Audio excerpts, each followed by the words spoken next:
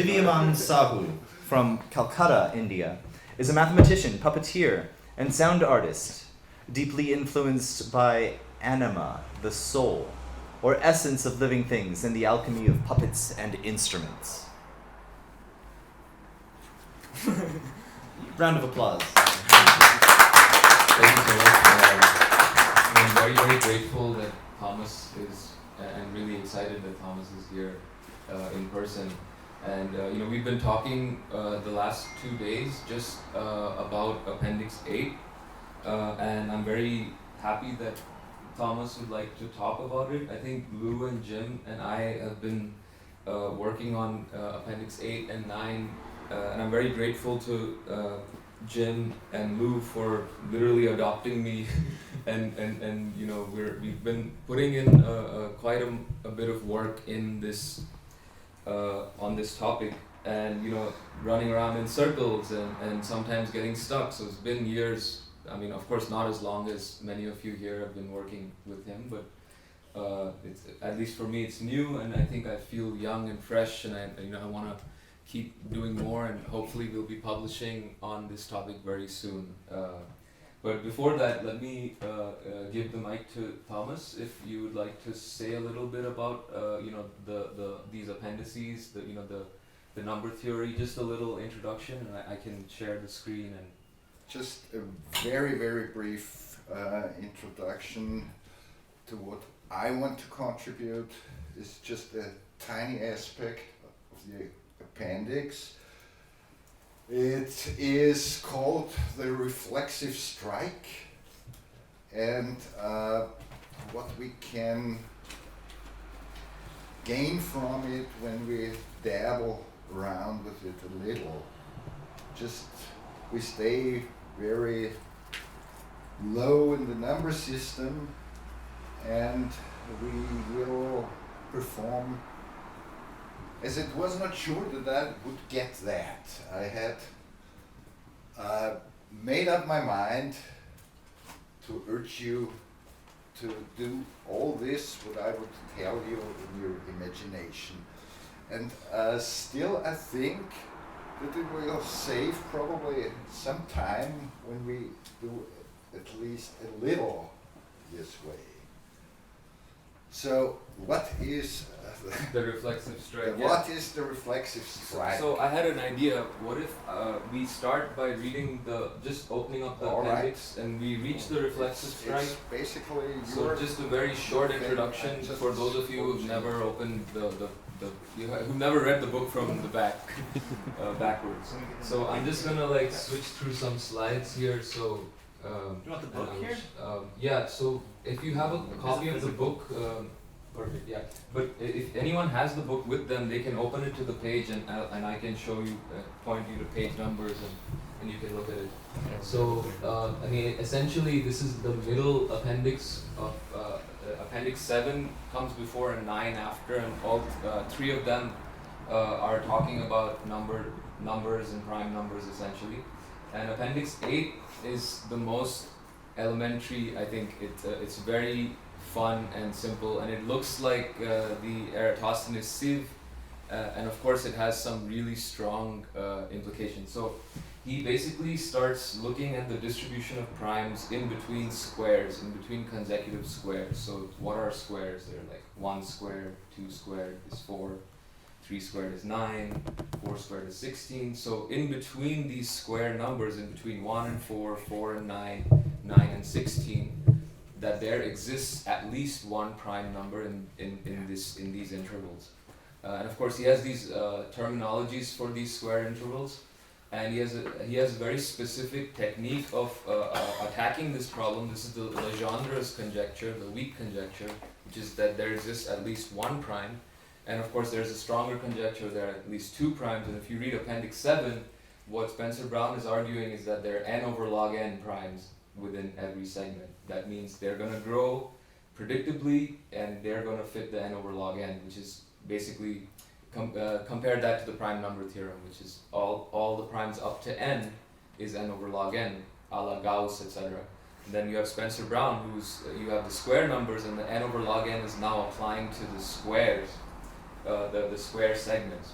So what he does is, his strategy is, he's going to look at the sieve, which we already saw with Lou, and I'm just going to switch to showing you some pictures, and then we're going to hit the reflexive strike very soon. So that's the reflexive strike.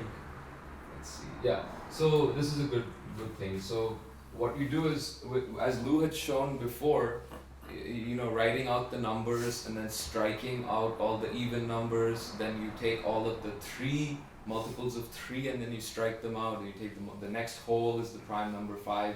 You take all multiples of 5 and you strike them out. Very elementary Eratosthenes sieve.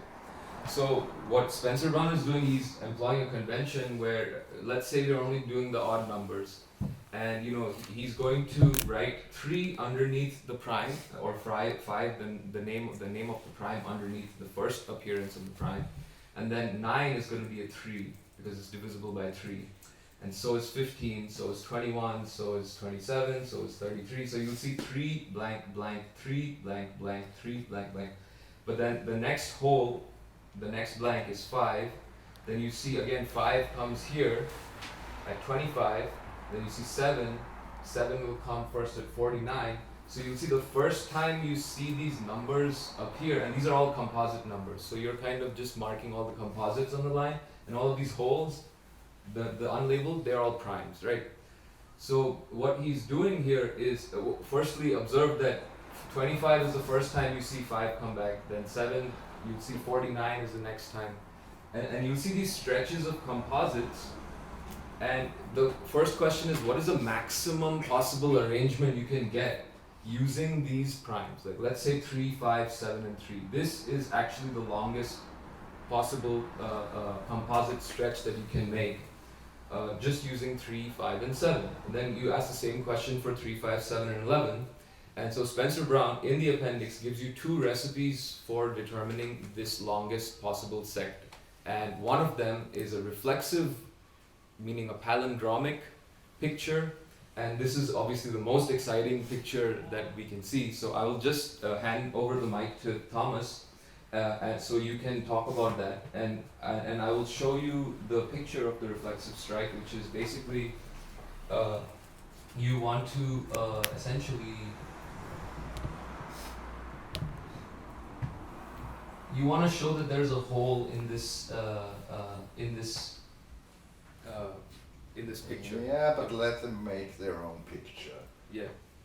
Take a ruler, Maßstab, just simple one, numbered from 0 to, for our purposes, it's good enough to let it end at 60 now. Just a simple ruler. Now imagine a second one that is numbered differently. Beginning in the middle, there's the 0 in the middle, where the 30 is of the normal ruler. And it's been numbered in both directions, 1, 2, 3, 4, 5, and so on. And now imagine put this on top of each other. So the 0 of the second ruler comes on top of the 30 of the other, of the first one. And now look at what's happening between 0 and 30. And look where the prime numbers, imagine that they're marked in a different color, like red. The composite numbers are marked normally black. And then you start to see that except for the numbers that constitute the primes that constitute the numbers up to 30, that is 2, 3, 5, all primes between 5 or 7, 11, and so on, up to 23 will fit on top of each other. This is the basic pattern that this configuration reveals. And then, of course, you come close to 30, and then you observe that at 1 you find 29, and on the other side you find 31, and these are prime numbers. And this is the paradigm of the reflexive strike. It's never again achieved in this beautiful way. It is achieved, we'll come to that in a second, at 120 in a 120 in a similar, more complete way in a way, but this is the paradigm. There you see what's happening. And you see that if you go on to the multiple at 60 and imagine the same thing, you will find also that what's happening between 30 and 60 is again a mirror image of that was happening between 0 and 30 minus the numbers and minus the 149 funkily jumping in and blurring a little the picture. And you may ask, does that go on? And yes and no. It does, of course, but it is not scalable because I chose 30. 30 does fit, by the way, in the middle between 25 and 36. Mm-hmm. So it is also fitting into the primes between squares order. But what we have at 30 is a prime factorial that is 2 and 3 and 5 multiplied. So if you imagine the prime numbers as waves hitting out every third, every fifth, first every second, then they condense at 30, building what I call a virtual zero. And the next one will be found at 210. And 210 shows where the journey is going because the numbers get so big so fast that you've got so many other primes smaller than the square root then that they blur the image. But the basic pattern will always be there. Mm-hmm. You've got no other places for primes than indicated by that pattern. There will be less, but they won't be at any other place. So this is the fractality of the number system. This is one thing that can be imagined. This is elementary, and I urge you to play around a little with it at your discretion. I warn you, it can get confusing very, very quickly. Yeah. Yes. So and yet now I want to switch to 120 briefly. 120 does not qualify as a middle of two squares because 121 is 11 squared, and so it's right on the edge. But on the other hand, 120 as being 4 times 30 is being filled up at the 1 positions with multiples of 7 and 11 respectively.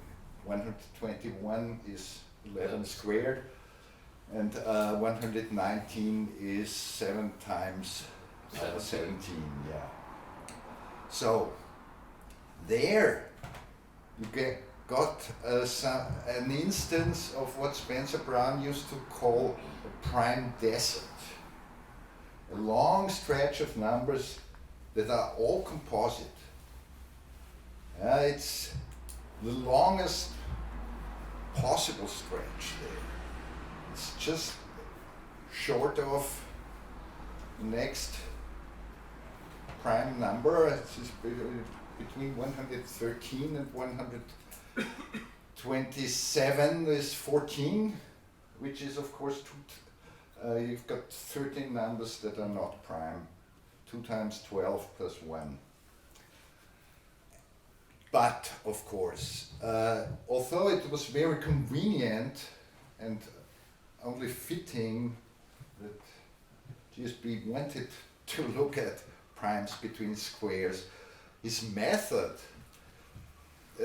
does not in any way imply that the stretch of numbers in that region should begin at one square number and end at another square number. Actually, you could shift it around as long as you stayed within the same set of prime divisors. And neither do you have to look at the interval from the middle, like we did at 30. 30 is very, very convenient because it's the reflexive strike, the sieve going on in both directions. And this, he argued, is the best we can do what prime distribution concerns. We cannot do better. This is the line of reasoning he takes to prove it. But you do not need to look at it from the middle. You could look at it from any place you wish, especially from the edges. And so I chose 128 as another particular number to look down towards an interval of length about 2 times the square root. What's happening when we choose to put our virtual 0 to 128? 128 minus 1 gives us a prime, and then we run into this long stretch of non-prime numbers, prime desert. And now maybe it bears to write something down, because now your imagination will be taxed more, and I'll try to help you with that.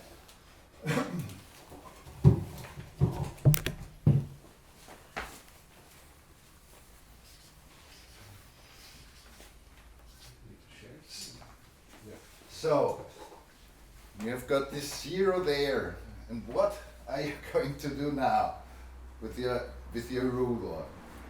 You have 2 possibilities. Either you number it down, I won't write that down. Everybody can imagine that, I hope. 1, 2, 3, and so on. What the superposition there, 1, 2, 7, 2, 1, 2, 6, and so on, should really leave out the even numbers and stay with the primes. So this gives only relative prime distances, and thus the Goldbach partitions of the thing. The other way of thinking is you look where you find your prime strikers. And now you find a totally different order. An order that's happening. So you can reorder the same thing in any possible way, possible being dictated what's really happening. But you could, in this way, say you try to rearrange the distribution of your waves, the origin of your waves, away from the 0 towards another place. So 126 is divisible by 3, 125 by 5, obviously. You find the 3 again at 1, 2, 3, then the 11, then the 7. And when you do this, you see that in the beginning, you could do better.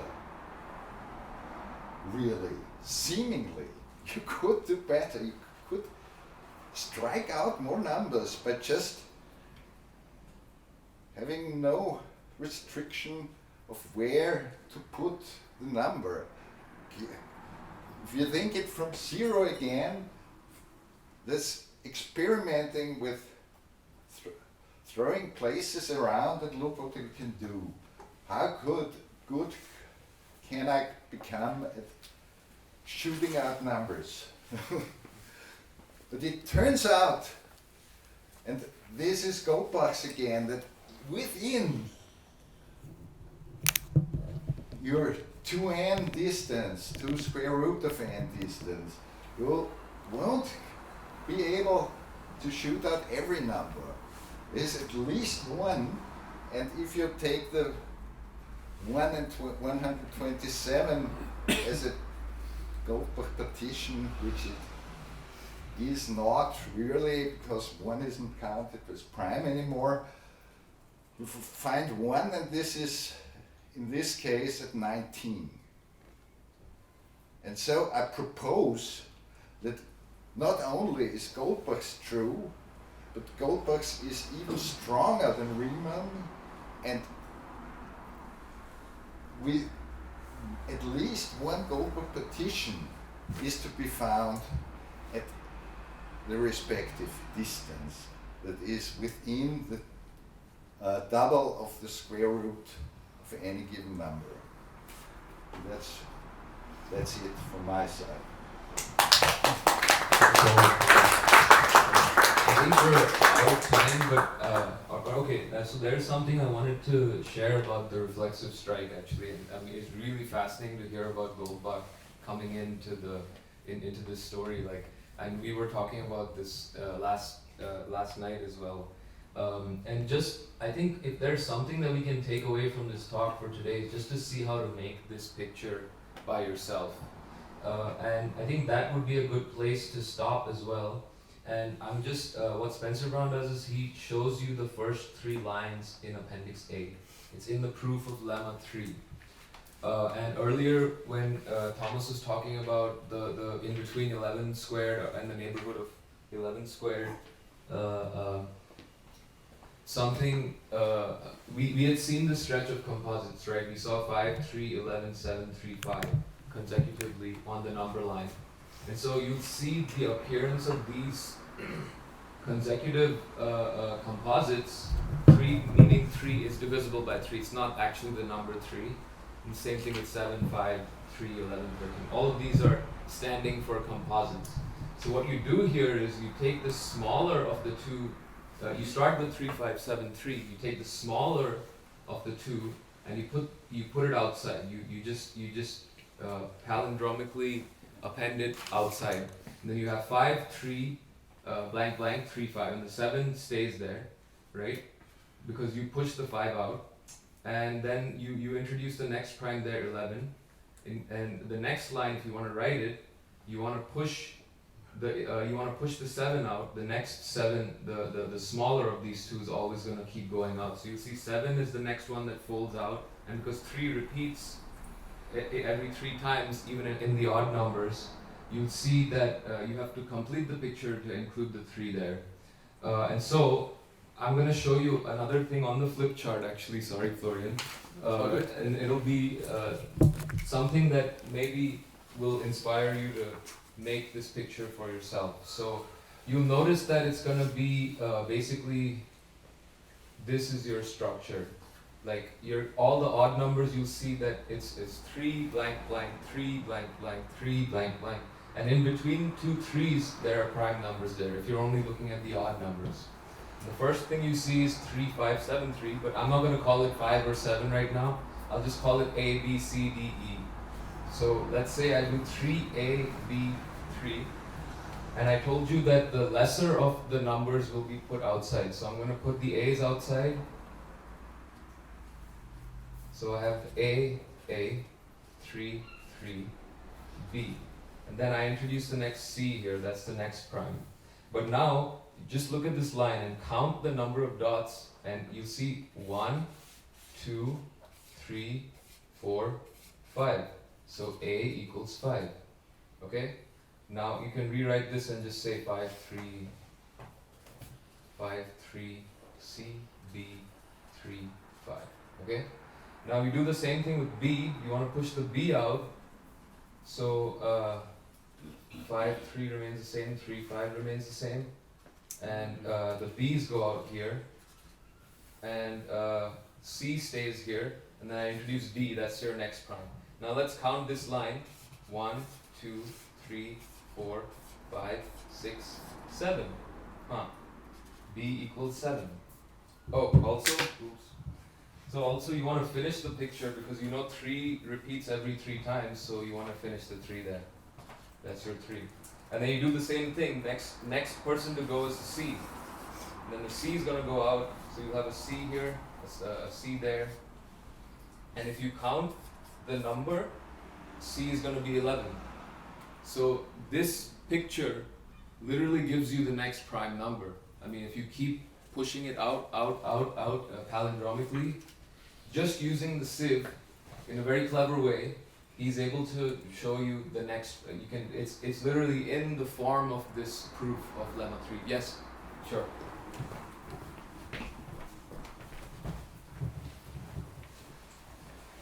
No, thanks a lot, Sahoo, for that Yeah, of last course. explanation, because I also agree, if you look at the sieve of Aristophanes, it's actually telling you how you create the numbers, and the numbers, by the nature of how you're creating them, have that quality, that the number of primes